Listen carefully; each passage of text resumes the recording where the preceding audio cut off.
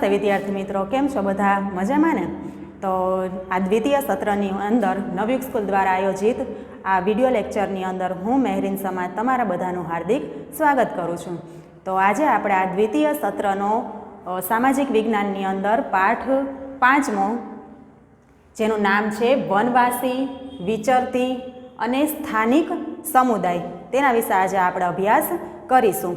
તો આજે આપણે ભાગ પહેલો શીખીશું, જેની અંદર આપણે વનવાસી એટલે કે વનની અંદર, જંગલની અંદર રહેતા જે લોકો છે એના વિશે, તેમજ વિચરતી જાતિ એટલે કે જે ભટકતું જીવન જીવતા હતા તેના વિશે વાત કરવાની છે, તેમજ સ્થાનિક સમુદાય વિશે, આ લોકો વિશેના સમુદાય વિશે પણ આજે અભ્યાસ કરવાનો છે કે પહેલાંના સમયની અંદર તેઓ કેવું જીવન જીવતા હતા, કેવી પરંપરાઓ હતી, કેવા રિવાજો હતા, તેમજ કેવી રીતે તેઓનો સમુદાય છે એ આર્થિક સામાજિક રીતે ચાલતો હતો, તેમજ ધાર્મિક રીતે તેઓ કેવી કેવી પરંપરાઓથી પરિચિત હતા, તેના વિશે આજે આપણે આ પાઠની અંદર અભ્યાસ કરીશું. આ પાઠની અંદર શરૂઆત કરતાં પહેલાં તમને એક જણાવી દઉં કે આ આદિજાતિ વિશે તેમજ જનજાતિ વિશે તમે અગાઉ પહેલા સેમેસ્ટરની અંદર થોડી એવી માહિતી મેળવી હતી. તમને તેના પરથી જાણવા મળ્યું હશે કે દરેક રાજ્યો છે એનો ઉદ્ભવ અને વિકાસ કેવી રીતે થયો હતો, તેવી જ રીતે અમુક રાજ્યો છે એનું પતન પણ કેવી રીતે થયું હતું, તેના વિશે તમે અગાઉ પહેલા સેમેસ્ટરની અંદર શીખી ગયા હશો.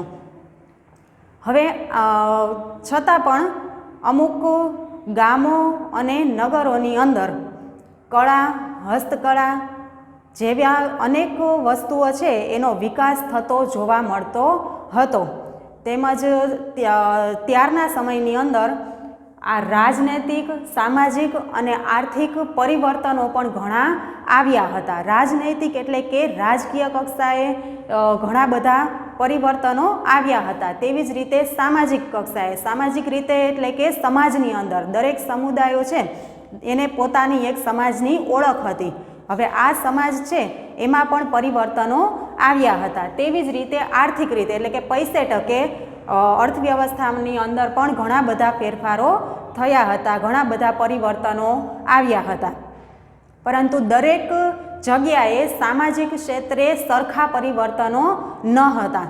દરેક સમાજની અંદર પોતાનું સંસ્કૃતિ અને કળાઓનું એક અલગ જ સ્થાન હતું, અને તેવી જ રીતે પરિવર્તનો પણ આવ્યા હતા. એટલે કે દરેક સમુદાયની અંદર સામાજિક ક્ષેત્રે અલગ અલગ રીતે પરિવર્તનો આવ્યા હતા, જેનો આપણે વિસ્તારથી અભ્યાસ કરવો પડશે. તો ચાલો આપણે આજે આ પાઠની અંદર આ જનજાતિ અને વિચરતી જાતિઓ વિશે શીખીએ.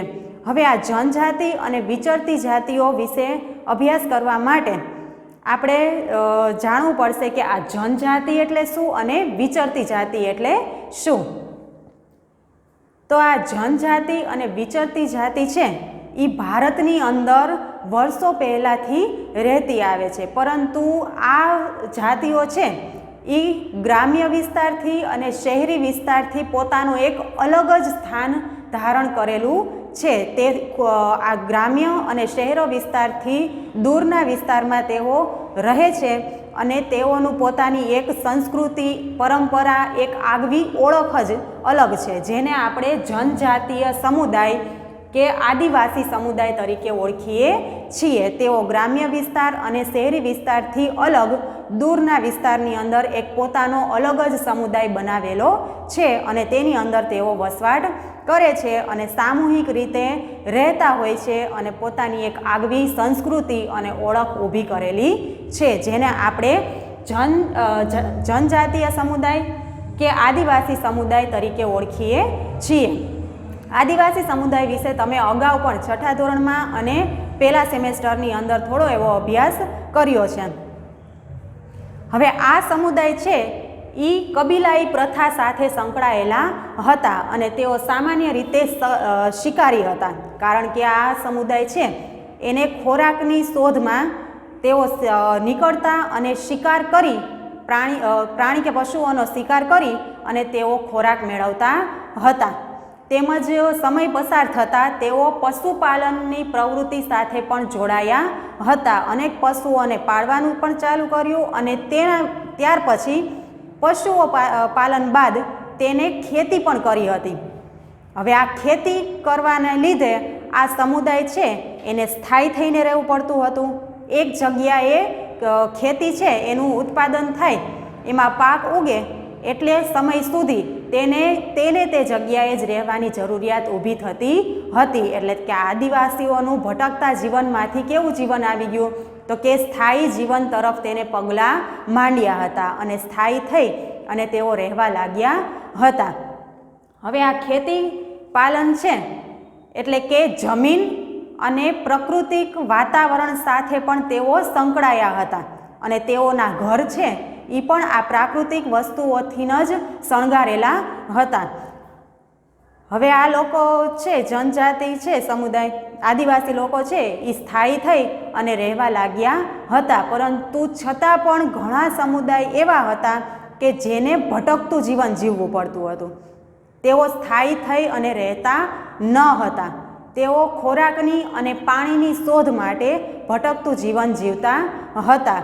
જ્યાંથી તેમને શિકાર મળી રહેતા ત્યાંથી તેઓ રહેતા હતા. તેમજ નદી કિનારાના જે વિસ્તારો હોય છે ત્યાં પાણીની જરૂરિયાત માટે તેઓ રહેતા હતા. હવે આવી જગ્યાએ તેઓ સ્થાયી થઈને રહેતા હતા, પરંતુ અમુક સમય થાય એટલે તેઓ પાછા સ્થળાંતર કરી લેતા હતા. અન્ય જગ્યા પર તેઓ શિકાર અને પાણીની શોધમાં નીકળતા અને જ્યાં આ બે વસ્તુ મળી રહે ત્યાં તેઓ રહેવા લાગતા હતા. એટલે કે એવો સમુદાય કયો હતો તો કે એને વિચરતી કે વિમુક્તિ જાતિ કહેવામાં આવે છે, કે જે ભટકતું જીવન જીવતું હતું. તો આવો સમુદાય છે એને વિચરતી કે વિમુક્તિ જાતિ તરીકે ઓળખવામાં આવે છે. શા માટે તો કે તેઓ ભટકતું જીવન જીવતા હતા. આ સમુદાય છે એ જનજાતિ સમુદાયથી અલગ પડે છે, કારણ કે જનજાતિ છે એ ખેતી અને પશુપાલન સાથે તેઓ સ્થાયી થઈ અને રહેવા લાગ્યા હતા, જ્યારે આ વિચરતી કે વિમુક્તિ જાતિ છે એ ભટકતું જીવન જીવતા હતા ખોરાક અને પાણીની શોધ માટે. હવે આપણે શીખીશું જનજાતિ છે એ જમીન અને જમીન પેદાશો સાથે સંકળાયેલી હતી. શા માટે તો કે ખેતી પાલન માટે અને પશુપાલન માટે તેઓને સ્થાયી થઈ અને રહેવું પડતું હતું. હવે આ સમુદાય છે એ જ્યાં ખેતી કરે ત્યાં તેને ખેતીનો પાક જ્યાં સુધી આવે તેની લણણી અને વાવણી કરતા હતા. આથી તેઓનો જમીન વિસ્તાર છે અને એ પણ વધવા લાગ્યો અને ખેતી પાલન પણ વધારે ને વધારે થવા લાગ્યું હતું. આથી તેઓ છે એ જમીનદાર પણ થવા લાગ્યા હતા. હવે આ સમુદાય છે એ ખેતી પાલન સાથે ખેતી સાથે જોડાયેલો હતો, એટલા માટે તેને સમૂહમાં રહેવાની જરૂર પડી હતી. આ સમુદાય છે એ ધીરે ધીરે વધારે ને વધારે સમૂહમાં રહેવા લાગ્યો અને તેના જે આ નિયમો છે અને પરંપરાઓ છે તે વારસામાં પણ મળતું લાગ્યું હતું. હવે આ અર્થવ્યવસ્થા છે એ સામૂહિક રીતે થવા લાગી, કારણ કે પોતાનો એક અલગ જ સમુદાય રચાવા લાગ્યો અને સમૂહમાં કુટુંબ વ્યવસ્થા પણ જોવા મળી. એટલે વધારે ને વધારે ખેત પેદાશો પણ થવા લાગી અને જમીન વિસ્તાર પણ આ ખેતીનો જે જમીન વિસ્તાર હતો એ પણ વધવા લાગ્યો અને લોકો સાથે મળી અને મહેનત કરવા લાગ્યા અને વધારે ને વધારે ખેતી સારી એવી થાય એવા પ્રયત્નો પણ કરવા લાગ્યા, જેથી ખોરાક છે એ પૂરતા પ્રમાણમાં પણ મળવા લાગ્યો હતો અને તેનું વેચાણ પણ કરવા લાગ્યા હતા. હવે આ સમુદાય છે જનજાતિના લોકો છે એનું નિવાસ સ્થાન ક્યાં હતું તો કે જંગલો, પહાડો કે રણ વિસ્તાર હોય ત્યાં અથવા તો દુર્ગમ વિસ્તારમાં આ સમુદાય છે જનજાતિ છે એ જોવા મળતી હતી, કારણ કે ત્યાં તે વ્યવસ્થિત રીતે ખેતી પાલન કરી શકે અને પશુપાલન પણ વ્યવસ્થિત રીતે થઈ શકે અને આર્થિક ક્ષેત્રે પણ તેઓ વધારે ને વધારે આગળ વધવા લાગે. હવે આ સમુદાય છે એ સામૂહિક રીતે રહેવા લાગ્યો હતો અને પરંપરાઓ, રીત રિવાજો અને નિયમોનો પણ ઘડાવા લાગ્યા હતા અને બધા લોકો પણ તેનું વ્યવસ્થિત રીતે પાલન કરતા હતા. ત્યાર પછીનો પોઈન્ટ છે આપણો કે આદિવાસી જાતિના લોકો. હવે આ આદિવાસી જાતિ છે એ વર્ષો પહેલાંથી ભારતની અંદર વસવાટ કરતી હતી. ભારતના આ ગ્રામ્ય અને શહેરી વિસ્તારથી અલગ દૂરના વિસ્તારમાં તેઓ વસવાટ કરતા હતા અને સ્થાયી જીવન પણ જીવવા લાગ્યા હતા. હવે આ જનજાતિ વિશે ઇતિહાસકારો કે મુસાફરોએ વધારે પડતો આપણને પરિચય મેળવી શકતા નથી, કારણ કે તે વધારે ને વધારે માહિતી કે પુરાવાઓ મળી આવેલા નથી. એને લીધે અત્યારના સમયની અંદર આપણને તેના વિશેની લેખિત કોઈ પણ માહિતી મળી આવેલ નથી, કારણ કે આ જનજાતિના કોઈ પણ જાતના લેખિત દસ્તાવેજો છે એ આ ઇતિહાસકારોને મળી આવેલ નથી. એટલે તેની વધારે પડતી વિગતો છે એ આપણા સમક્ષ રજૂ થઈ શકે તેમ નથી. એટલે કે આ જનજાતિના લેખિત દસ્તાવેજો પણ મળી આવેલા નથી. પરંતુ આ જનજાતિ છે એ હમણાં કીધું તેવી રીતે સમૂહમાં જીવન જીવતી હોવાના કારણે તે પોતાના વારસાગત પોતાના બાળકોમાં તેના જે રીત રિવાજો અને નિયમો હતા તેનું પાલન છે એ જોવા મળતું હતું. એટલે વારસાગત તેની પરંપરાઓ છે એ અત્યારના સમયની અંદર જોવા મળે છે.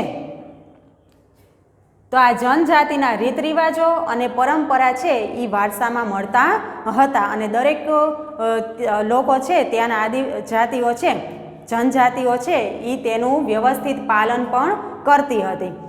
હવેનો પોઈન્ટ છે આપણો ભારતની મુખ્ય જનજાતિના ક્ષેત્રો. જો ભારતની અંદર મેં હમણાં કીધું તેવી જ રીતે કે પહેલેના સમયથી જ આ આદિજાતિ અને જનજાતિઓ જોવા મળે છે.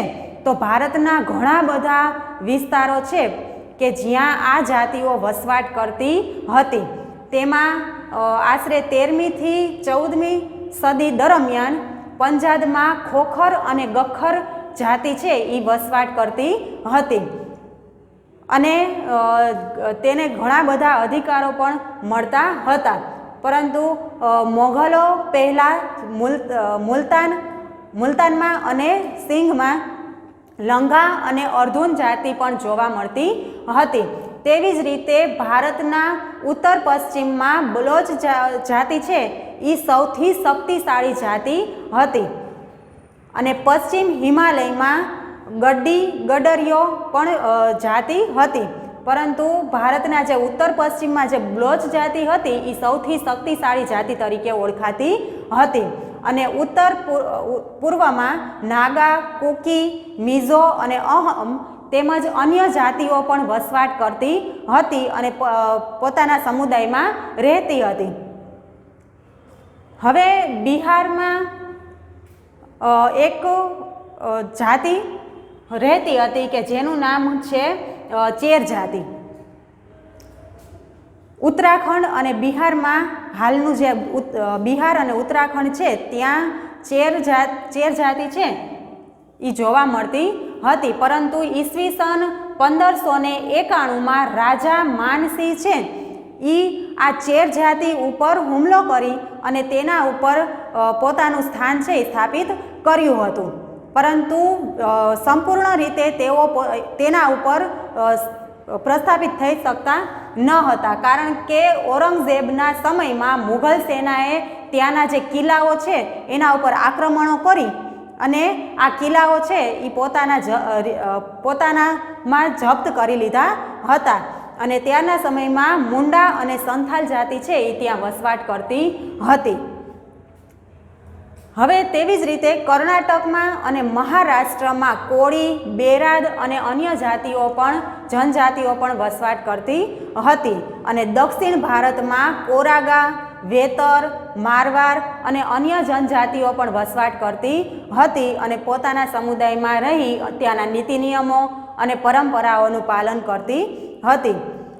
પશ્ચિમમાં અને મધ્ય ભારતમાં ભીલ છે એ જાતિ વધારે પડતી સંખ્યામાં વધારે પડતી વસ્તીમાં જોવા મળતી હતી અને 16મી સદીમાં તેઓ ખેડૂત અને જમીનદાર પણ થયા હતા, કારણ કે તેઓ ખેતીપાલન અને જમીનની ખેતીની પ્રવૃત્તિ સાથે ત્યારના સમયની અંદર વધારે આ ભીલ જાતિ છે એ વધારે વિસ્તાર પામી હતી અને વધારે સંખ્યામાં વસવાટ કરતી હતી. આથી આ ખેતી વિસ્તાર છે એ વધારે ને વધારે વિકાસ પામ્યો હતો. આથી તેઓ ખેડૂતો અને જમીનદાર પણ થયા. હવે ગુજરાતમાં આરાસુરથી ડાંગની પૂર્વના વિસ્તાર સુધી આ સમાજ વ્યવસ્થા છે એ વ્યવસ્થિત રીતે ચાલતી હતી અને પોતાની જે સંસ્કૃતિ હતી એ પણ પ્રસ્થાપિત કરી હતી અને તેમાં તેની ખૂબ વધારે ને વધારે પ્રગતિ પણ થઈ હતી. તો આ સમાજ વ્યવસ્થા અને સંસ્કૃતિ છે એને ટકાવી રાખવા માટે તેઓ વધારે ને વધારે વિસ્તાર પણ થયો હતો અને વધારે એમાં વિકાસ પણ થયો હતો. હવે આ પ્રગતિ છે એ વધારે ને વધારે તેમની પ્રગતિ થઈ હતી. હવે આવે છે વિચરતી જાતિ. હવે આ વિચરતી જાતિ એટલે કેવી જાતિ? તો કે જે ભટકતું જીવન જીવતા હતા તે જાતિ. આ જાતિને આપણે વિમુક્ત જાતિ તરીકે પણ ઓળખીએ છીએ. તો આ વિચરતી અને વિમુક્ત જાતિ છે એ ભટકતું જીવન શા માટે જીવતી હતી? તો કે ખોરાકની અને પાણીની શોધમાં તેઓ ભટકતું જીવન જીવતી હતી. હવે આ લોકો છે એ પશુપાલન સાથે સંકળાયેલા હતા. હવે તેનાથી ઊંચા જે ખેડૂતો હતા કે જે સ્થાયી થઈને રહેતા હતા, હવે આવા ખેડૂતો પાસેથી તેઓ અનાજ, કપડાં, વાસણ અને અન્ય જે કાંઈ ચીજ વસ્તુઓ હતા એની ખરીદી કરતા હતા અને પછી તેઓ પશુઓ ઉપર તે વસ્તુઓને લાદી અને અન્ય જગ્યાએ તેનું વેચાણ પણ કરતા હતા. તો આ વિચરતી જાતિ છે એ એક જગ્યાએ સ્થાયી થઈને તો રહેતા ન હતા, ભટકતું જીવન જીવતા હતા, પરંતુ જ્યાં તેઓ રહેવા લાગતા હતા ત્યાં તે આ ખેડૂતો પાસેથી જે સ્થાયી થઈને રહેતા હતા તેની પાસેથી અન્ય ચીજ વસ્તુઓ પણ લઈ રહેતા હતા અને તેનું ખરીદી અને વેચાણ પણ કરતા હતા. તો આવી રીતે તેઓ એકબીજા સાથે સંકળાયેલા પણ હતા અને સ્થાયી થઈને રહેવા પણ લાગતા હતા, પરંતુ ખરીદી અને વેચાણના લીધે તેઓ અન્ય જગ્યાએ પણ રહેવા જતા હતા, સ્થળાંતરિત પણ થતા હતા. તો આવી રીતે જન સમુદાય અને જાતિ સમુદાય આ બંને એકબીજા સાથે રહેતા પણ હતા. બંને આ બધી પ્રવૃત્તિઓને લીધે એકબીજા સાથે સંકળાયેલા પણ હતા. ખરીદી વેચાણના લીધે તેઓ એકબીજા સાથે પણ સંકળાયેલા પણ હતા, પરંતુ આ બંને વચ્ચે સંઘર્ષો પણ થતા હતા. પરંતુ વસ્તુની લેતી દેતીના લીધે તેઓ ફરી વખત એકબીજા સાથે જોડાઈ જતા હતા. તો આજે આપણે આ જનજાતિ અને વિચરતી જાતિ વિશે અભ્યાસ કર્યો છે. તેના વિશે વધુ માહિતી સાથે આપણે ફરી વખત મળીશું. તો આજે આ પહેલા ભાગની અંદર તમે જનજાતિ વિશે શીખ્યા છો અને વધારે માહિતી પ્રાપ્ત કરી છે. વધુ માહિતી સાથે આપણે ફરી વખત મળીશું. અહીં આપણે આ લેક્ચરને પૂર્ણ કરીએ છીએ. જય હિન્દ, જય ભારત.